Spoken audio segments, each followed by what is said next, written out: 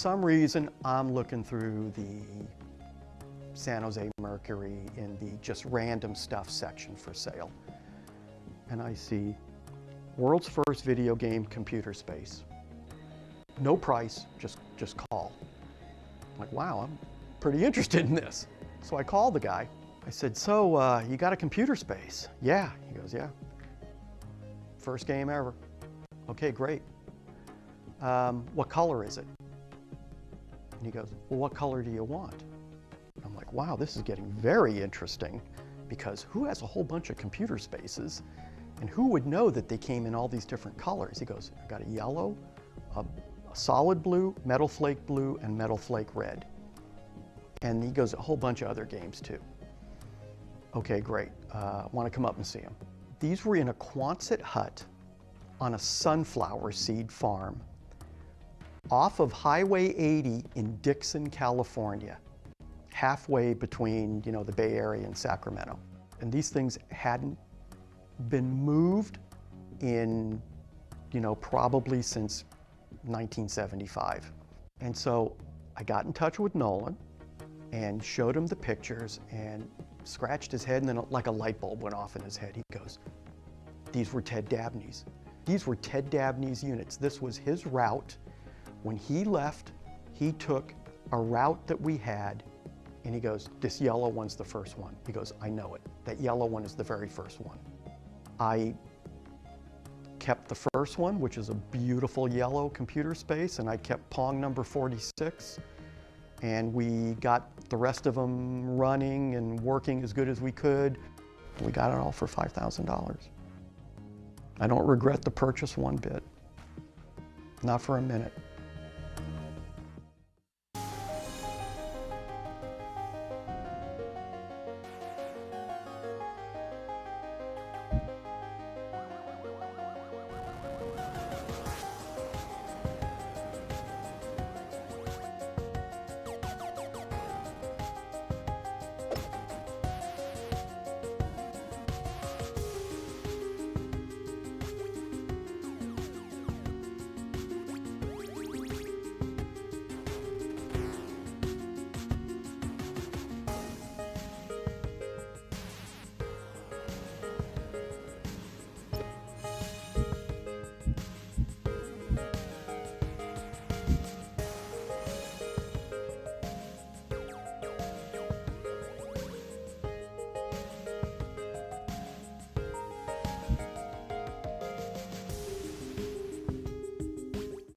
Well, I'd say 30 years to pretty much the present. The arcades have been relegated to the back rooms and the side streets, and generally been an unsavory type of place. What we want to do is bring the amusement game to age. If we can give it a new zip and a pizzazz, it's going to be financially successful, as well as, I think, a very serious part in the leisure time activity of the American people. The marriage of traditional pinball machines and computer technology has resulted in the birth of a new breed of amusement games. And Nolan Bushnell is the man handing out the cigars. Bushnell has developed two such games, Computer Space and Pong, and believes that they and others like them will move the pinball industry out of America's bus stations and bowling alleys and into the space age. In 1971, Bushnell invented Computer Space, but sold production rights to Nutting Associates of Mountain View, California, for royalties based on the number of games sold. It proved a good deal for both parties. Sales already exceed 1,500 machines. Computer Space, like Pong, sells for around $1,000 and is played on the screen of a standard television set, which has been programmed to display the desired game. In Computer Space, the player controls a rocket ship which is trying to shoot down enemy flying saucers while avoiding their missiles.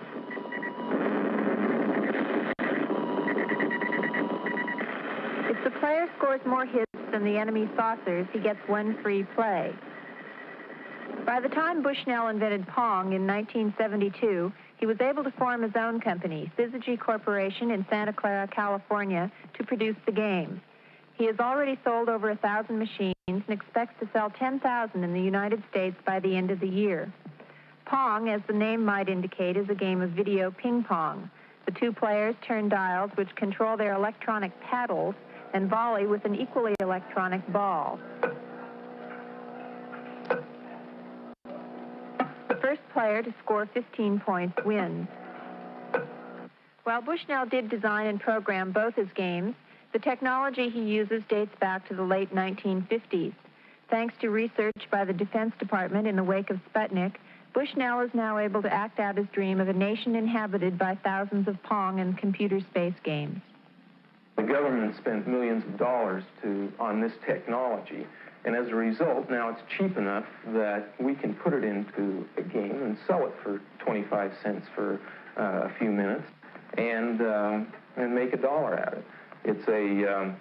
It's something that the research and development really was done many years ago, and now it's cheap enough that with PC boards and integrated circuits, we can use that technology to our advantage. The basic electronic unit of Bushnell's games is the integrated circuit.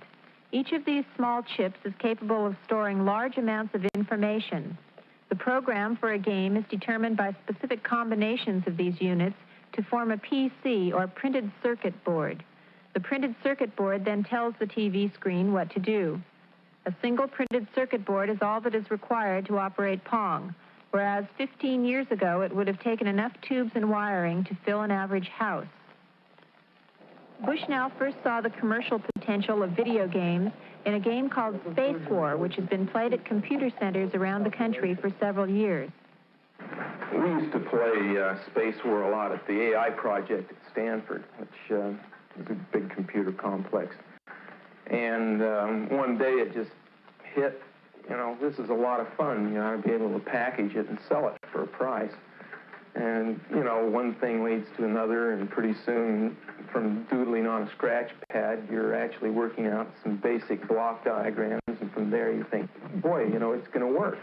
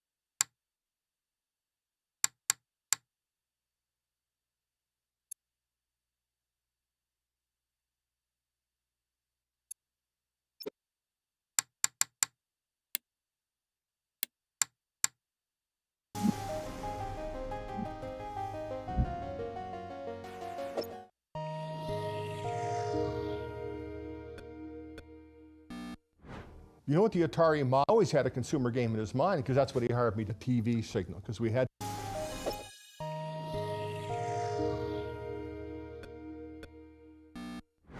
You know what the Atari motto is? Innovative leisure, right? Well, it didn't say innovative arcade games. It didn't say innovative video games. It said innovative leisure. It was broad from day one. I mean, Nolan always had a consumer game in his mind because that's what he hired me to do. And I wound up doing the wrong thing and making a hit coin-op game, right? When I was at Ampex, I learned how to make sync generators, synchronizing, the basic fundamental circuit necessary to get a TV signal, because we had to generate an analog signal. So you do that and you get the ball at one speed and you put paddles up, and it's a very, very boring game. And so I added the speed up and I added the angles off of that, just, you know, to make it playable, interesting. And so it started getting a little interesting. That's cute. And Nolan said, well, it's got to have score.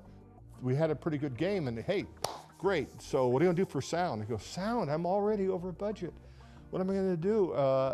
Nolan said, well, I want the sound of a roar of a crowd of thousands applauding your win. And Ted said, I want boos and hisses. And I'm thinking, how do I do that? Listen, I got video. I got the goddamn game up. Now you wanted me to do this. I'll be right back. So I pissed around for a day and poked around. Sounds had already existed in the vertical sync generator. And gated them out with the 555 timer. I love it. Years later, the sound is so well thought out and so appropriate. It was like, are you kidding me? It was just, you know, just thrown together in spite of what the boss said. And so that was how Pong came to be.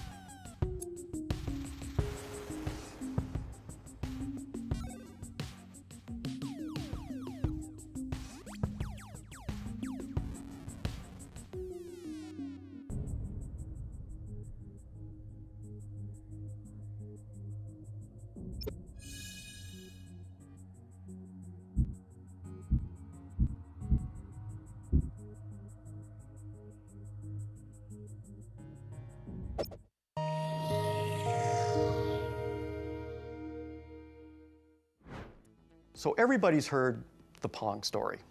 Probably everybody's heard the Pong story, but I've heard it many times, and from Al Alcorn himself, who designed Pong. So the story I've heard is that they installed one of the first Pong machines in a tavern and let people play it as a test. Put it out into an arcade and see if it makes money. I mean, that's the market research. My understanding was Ted built a cabinet, a tabletop, simple cabinet over the weekend, and a coin mech bolted to the side of the cabinet, tabletop type of big thing was sit on a barrel. Placing a interactive video machine somewhere and having people play it was still a relatively new concept. Nobody knew if it was going to go. Oh, what is the name of the bar in Palo Alto? San Jose? No, it was Andy Caps, It was Santa Clara? Sunnyvale. So we'll put it in Andy Caps. You know, it's a coin-op game, be it fragile and humble, and so we did. Well, my memory is that he gets a phone call, the game's busted, which of course is the usual thing you get on a support line. It doesn't work. What is it, and in what way does it not work? Well, it doesn't work. The bar owner or manager at the time kind of yelled at them and like accused them of their game being shoddy because it had already broken down and it was no longer functioning or working. And they get a call, you know, later on that night and like, hey, this f***ing thing broke, you know. Come and pick up this piece of shit game and get it out of here. You know, this f***ing thing broke. You know, I'm not gonna waste my time fixing this crap. But anyway, the machine, we got the word that it stopped working, and I figured it could be anything, and I'd go out there and take a look at it. And so I went to the machine, and the first thing you do is you want to try to play the game, because the machine was on in a tracked mode, so it was working, but you couldn't start a game. So you open up the coin box to basically flip the micro switch to give yourself a free game, because I'm not going to waste a quarter, you know. And so they went down to see what's wrong with the machine to fix it, and what they found out was that it wasn't broken, it was just that so many people had played it, they'd filled the coin box with quarters, and it was jammed, and it couldn't take any more. So many people had played it that it couldn't accept any more money. The game is broken because it's stuffed so full of quarters. Completely stuffed with quarters. And it was a small, I remember it was kind of small, if I remember. It was a small space. It just filled up with the quarters, and it wouldn't take it. When I opened up the coin mech, you know, all these quarters just gushed out. So, whoa, that's impressive. It's the equivalent of like crashing a server. When you launch a new website and it's so popular. So they crashed the server on Pong. And one of the other reasons it was also so popular is because you could play it with one hand while you're still holding a pint in your other hand. And that also was one of those things that, you know, eventually many, many years later led to the rise of the fun barcades that we have, you know, and we can enjoy now. As Al will always say with a little, you know, twinkle in his eye, he goes, "This is a problem I can fix." Basically, the way it worked was you take the money, the deal you have, and you split the take with the owner of the bar. And so I did that, and I had this sack of quarters, and the next day I come into work and I said, I got the machine fixed, and here's the problem. The goddamn thing's making too much money. And really? But it was one of those great moments where something that supposedly was failing was actually such a huge success that no one could recognize. It was truly the ugly duckling version of technology. Because remember, Nolan thought, he was like, this is just a placeholder until we get to design the really good game, because who's going to play this stupid shit-ass game? They went on to produce all of these classic, memorable arcade titles for years that allowed the company to survive and be so much more than a one-hit wonder. So that's my understanding of the history of Pong. It's a great story, if it's true. When a story is good, you know there's some doubt about it. Like, well, that's too good to be really true. It's probably a boring version of it that's actually true. You know, it sounds realistic to me. You know, I mean, I've kind of seen that happen in my own. And when you do get a really great game, the coins will just overflow, and you know, it's kind of a cool feeling. Anyway, that's how that all happened. Yeah. Anyway.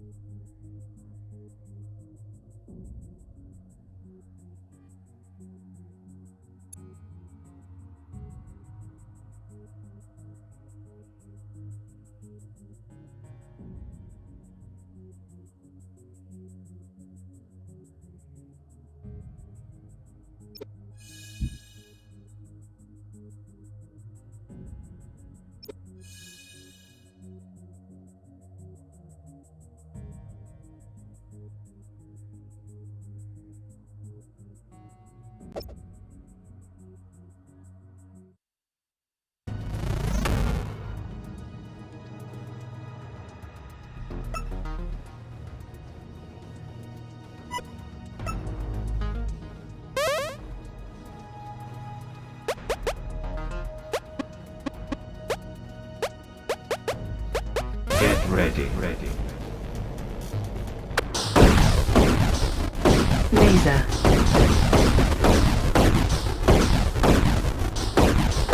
Rocket. Range. Laser. Shot. Speed.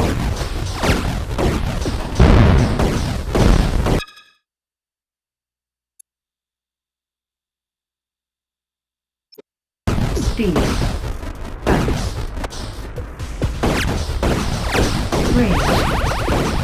Range. Speed. Rocket. Bounce. Speed. Range. Health. Laser.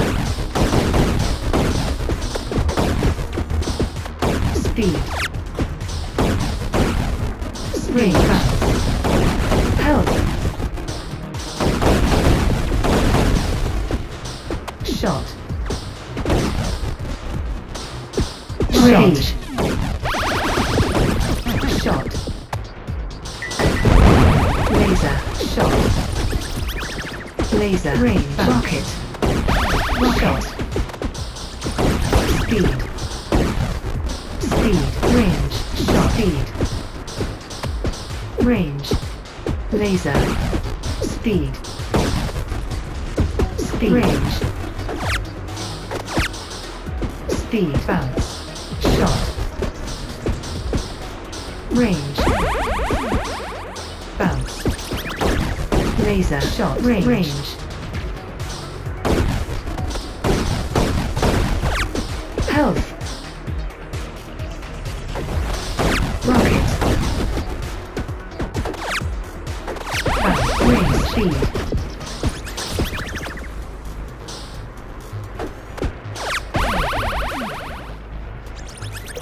Speed. Shot. Laser.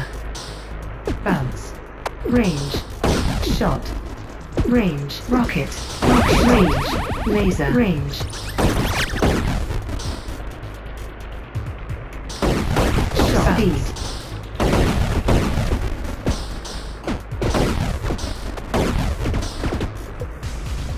Rocket. Range. Shot. Shot.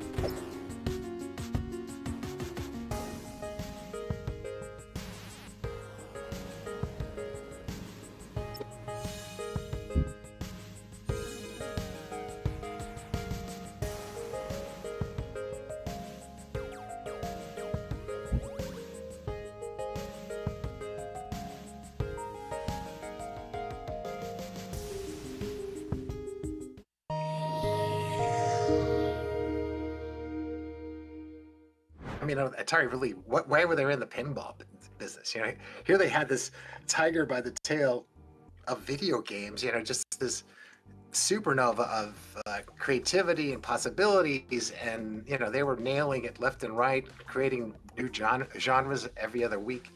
Why would you mess around with pinball? You could tell our games were just not working, you know, and due to reliability, poor engineering, you know, thermal issues, issues of the games just falling apart, poor hardware design. You know, I could see the writing was on the wall that we were going to go down. I mean, the pinball division was just a massive disaster. I mean, it was, you know, it's kind of the, you know, kind of the hubris of, you know, I guess Silicon Valley, even in that era, you know, was like, oh, these morons in Chicago, they make these crappy old games, you know, like you know, we're going to redesign everything. We're going to put the display down in the bottom. We're going to, you know, put the boards, you know, underneath the play field so all the crap falls in and shorts out the things. And I mean, it was really horrific design, and they caught on fire. And, the solenoids, they used this thing called rotary solenoids, which burned up and the screws fell out. And, you know, it was kind of a, you know, just a complete disaster as far as like design and also testing. And so there was a lot of games that caught on fire in the early days. So, but they made a lot of money when they were working. You know, I think the programming was awesome because I did it, you know.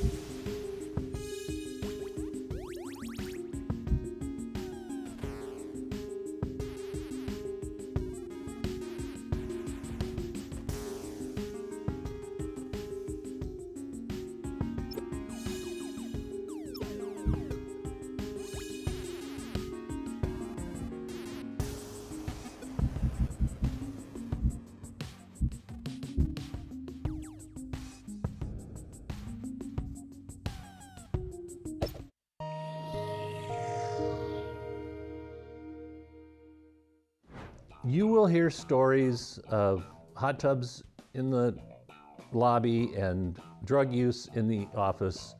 And I'm here to tell you that none of that happened in my department. We started smoking pot right in our office. Rob and I were like the premier pot. Sorry, Rob. I and some other person who occasionally shared an office with me for 5 years at Atari, however that frickin' worked, we would just fire up right in the office. It's like, who knows why? It's like, this is like, it's illegal. It's like, it wasn't even a sense of privilege. It was just mindlessness. I worked in a satellite office. I started in 1977, which was still pretty early. It was only 18 months since the 2600 came out. But there was no hot tub in the lobby of the office that I went to. There was no drug use in Atari, though I don't doubt that it was over where Howard and Todd Fry were working. Drugs were consumed at Atari by all kinds of people at all levels of management, from the bottom to the top and all over engineering. Not everybody did drugs, but some people did, and some people enjoyed them, and some people abused them, and some people went to the hospital on them. And but by and large, drugs were a relatively nominal factor. Drugs, you know, there was a lot of marijuana, and it participated a lot in brainstormings. So we had the way of, you know, trying to incorporate drugs into our productivity model. I went home and I smoked a joint, a little bit of cocaine and a little bit of psilocybin in it. And I was sitting there, it was about half gone when I realized, oh, you could do that. And it's like I put it out and I went and I wrote a page of notes. And my design for that kernel was exactly what it ended up shipping. It was like, it has a tremendous amount of effort, actually, to get everything organized. You know, they did have good deliveries of cannabis in the inter-office mail. You know, that was probably the primary use of those yellow manila envelopes. So I think it was, you know, Fridays or Monday. I think it was Fridays when you get these really thick envelopes coming through the system. You know, and it was weird. There was a guy working there, and his job was he was the weed dealer. You know, that was his sole job at the whole company. And there was a very straight German VP of hardware down the hallway in the building. I have no idea. And he complained to management about the smell of pot smoke in the corridors. So they got him an office in a different building. I have been asthmatic since I've been 12. I need drugs to breathe. I did not do drugs because drugs to me were something that let you get up in the morning, you know, and breathe. So and nor did I think I wanted to mix those things. The high of me was doing the work, and I was always a happy guy. So I just didn't feel I needed it. So I never did drugs, but there were a lot there. Don't put too much stock in the fact that every Atari employee was stoned out of their minds while making games. I mean, there was all kinds of drugs consumed at Atari, but the real drug at Atari was going into a store and seeing your product, seeing your game on a shelf.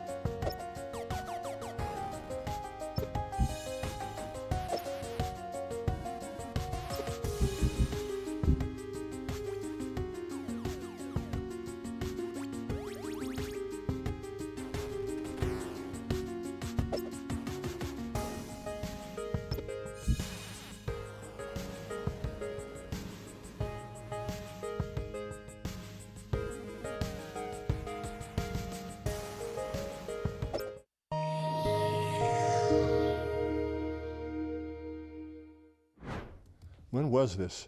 1980, 81, that time frame. Prior to Ray Kassar's emergence, I was part of the executive staff, you know, and Nolan, Joe, I, Steve Bristow, Gil, Dennis Groth, finance, you know, we were all friends and no politics and all that, and we all worked together and part of the team. It was great. Once Ray took over, nope, it was all a closed office, and he met with all his hires from Procter & Gamble, and so I realized, okay, I'm out of this. I'm either going to have to quit because Nolan had gone, Joe had gone, Lipkin, everybody had gone. I figured, well, I'll go back. This is my baby. I'm going to do it one more time. And we had used holography. We couldn't keep secrets at Atari. We're just no good at it. So we decided the best thing to do was put out disinformation. So one of the best ones was the next coin-op game is going to have holography in it. It was like, what the hell is that?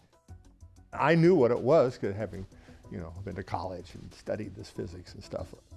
But that was just, but anyway, I decided, well, let's do something in holography. Maybe there's something there. I'll take it. Sounds hard, sounds interesting. I know a little bit about it.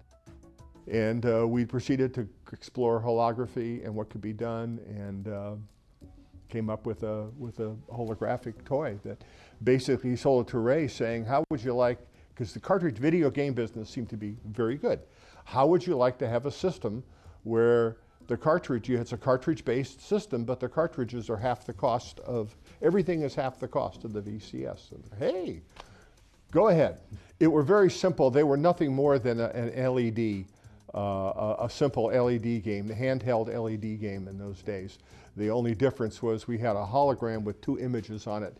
You look through this box, and there were 2 lamps inside, and when you'd crash a spaceship, you'd see a hologram of a spaceship crashing. And but you could look through this half metallized Mylar and play a Space Invader game or something like that. We did all the work, put everything together, got a chip designed, package designed, and at the end, Ray wouldn't. We even took it to the toy fair or the consumer. And marketing wouldn't show it, wouldn't back it up.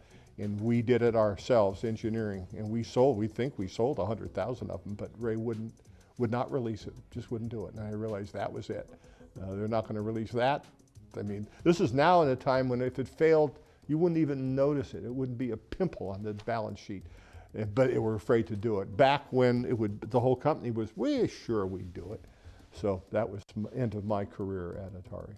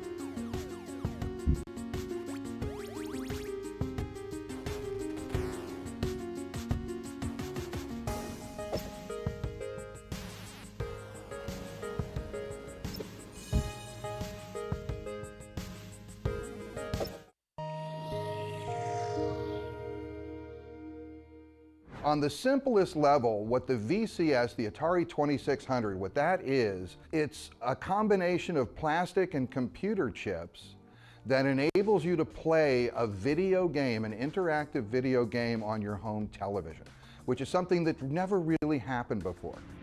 If you're making an arcade game, it begins as a hardware project. If you need something more in the hardware, just put it in the hardware and you can use it in your game.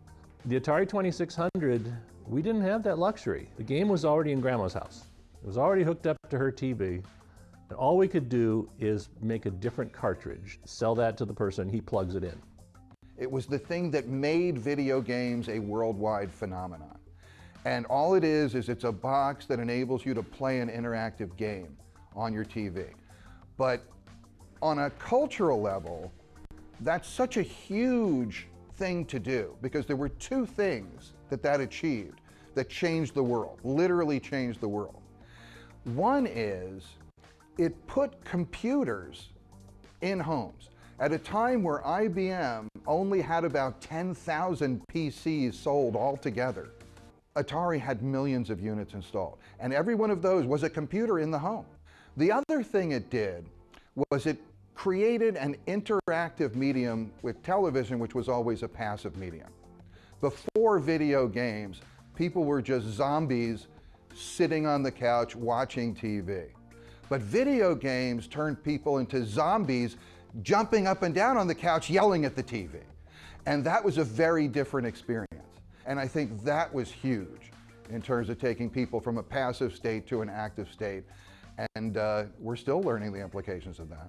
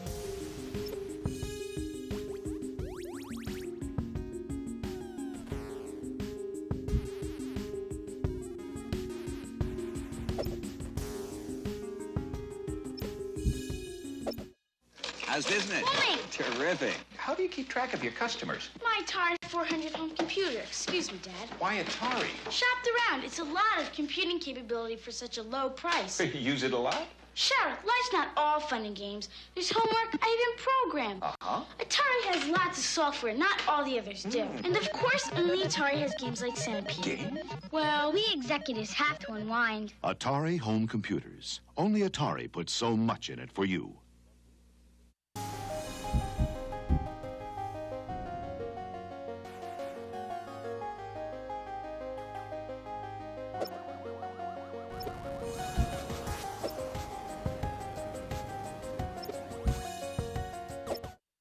Bought a home computer, huh? An Atari 800 home computer. Nothing but the best for my son. Why Atari? Atari makes computers that, seem friendly, part of the family. Want to show off? Sure, they're real easy. Terrific software, huh? Nice graphics. And how do you like this for sound capability? Impressive. It sure is. So what's his first project? Soon, the alphabet. A is for airplane. Atari home computers. Only Atari puts so much in it for you.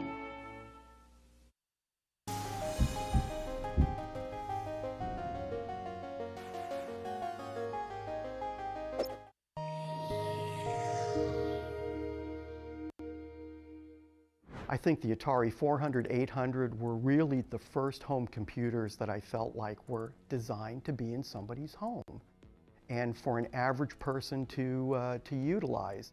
Atari, made some interesting decisions over the years. I mean, they were #1 in the world in making video games, but they saw home computers were coming, and Apple II was out, and they said, we got to compete with Apple for, computers. So it came down from on high that we were going to make a computer like the Apple II, but better in some way. But the engineering department said, hey, we're video game people. Why are we doing this? But they were told, you will do this. So what actually happened was the engineers made the Atari 800 into the next best video game player. It had all the sprite capability, it had coprocessors in there. The first GPU in a computer was probably in the Atari 800. All of this stuff was going on in the engineering department, and yet the management thought we were making a computer. We were really just making a video game that we could make cool games on. My participation was mainly on the prototype pre-production side. We had this very sophisticated, allegedly sophisticated, internal interactive test system called the PIT system that we couldn't get a single unit to pass. Labor Day 1979, can you guys work overtime over the weekend? We need to hand build some production units because we need to put them complete through the entire process. They need to be completely finished, consumer product in the box. We need these for JCPenney's so that they can make the holiday catalog. So we worked, I actually didn't leave Atari for about 3 days, hand building these units. And it was like 4 400s and 4 800s to ship on Monday to JCPenney's. They received them at their warehouse, they took pictures of them for the catalog, and then they immediately shipped them back to us. That was it. That's what we needed to do to get this product out. My main contribution to the Atari 800 operating system, I created a language similar to PostScript that could draw lines and squares and circles and vector graphics drawn into the bitmap of the Atari 800 and put them into the operating system so that I didn't have to put it in any of my games. So I could borrow from the operating system stuff that I'd put in there and use it when making games. So yes, we were tasked with working on the operating system, but we did it our way. We did it in the video game method. The idea came up that maybe I could get one of these machines for Christmas, and I thought I was going to get an Apple II because that was what I had at school and what I thought was cool. But I got an Atari, and it was an Atari 800 with a tape cassette drive. You know, at first I was like, oh, it's not an Apple, but it's my own computer. It's super exciting. And then the more I got into it, the more I realized it was so much better than the Apple. Probably piss off some Apple people, but it was really an amazing machine. I mean, the graphics and sound on it were incredible, and it was a super fun machine to program. And so that was really what got me started.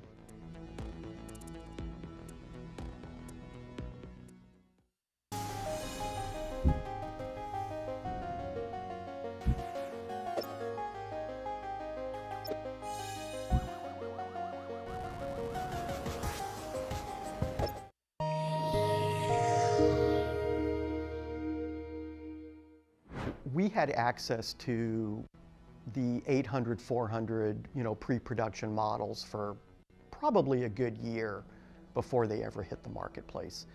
And I would literally every weekend check out an Atari 800 and prototype Star Raiders and spend the entire weekend playing Star Raiders. It was just absolutely phenomenal. I couldn't get enough of it. One of my favorite games in the 800. I really liked Star Raiders. I still play that today. I still bring up my Atari 800 and play that occasionally. Star Raiders was the killer app. Star Raiders was to the 800 what Halo was to the Xbox.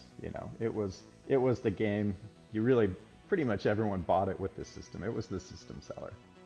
It was very well done. It had a lot of depth. It was easy. It had easy modes where people could get through it, and you could work up to the harder modes, and the harder modes just made things a little more difficult. They didn't penalize you for getting good at the game. So, what did I do with my 800? And I actually did buy an Atari 800 in the company store, and I paid full price for it, full employee price. And I played Star Raiders because that's what you did on the Atari 800. There was a lot of great stuff about, storing recipes and doing this and learning things. And I did go through some of the learning things, but I played the living daylights out of Star Raiders, which was, I think, probably for a couple of years, the most phenomenal game you could play outside of an arcade.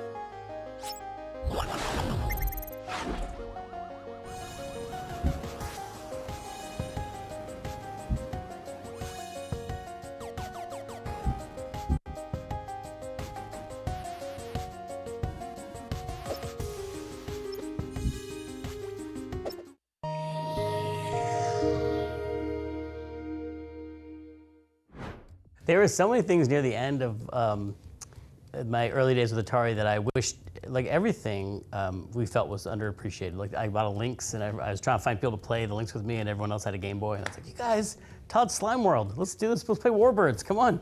And the Lynx was totally Sam's baby. He loved the notion of the hardware, and Sam, man, he loved the Lynx into the ground, right? Against all odds, he wanted to make it successful. We did the original one that was sort of the original design, and then he was like, no, we got to double down on it and do it and make it better. Being in the Bay Area, you see these ads, come test video games. So I think I tried out at a few places. Electronic Arts comes to mind. Didn't get the job there, but was lucky enough to kind of get the QA job at Atari. Back in the day, I think it was a lot more fun. People playing 4 Lynx games and then having them all go out of sync and then having to track that down. Like, probably at the 1,000th time that happens, it does get a little old. But I think back in the day, you actually got a lot more input into the games. So a lot of the last Lynx games like Lemmings and some of the early Jaguar games like Cybermorph, the QA department actually got a lot of input into those games from a design perspective. You know what? I think the Lynx was great hardware. I like the fact that it was color. And I think the fact that you could have this like 4-way local multiplayer was great. 20 some years later, here I am buying a Lynx with a RGB output because people are still modding them, and selling them on eBay and stuff, right?